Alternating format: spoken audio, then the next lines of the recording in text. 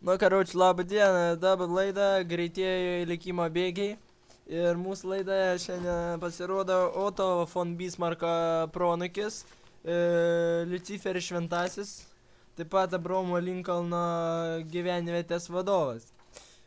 Jis išrado rutulio nuopjovos tūrio diafragmą, kurią dalino 3 mėnesius ir 3 minutės.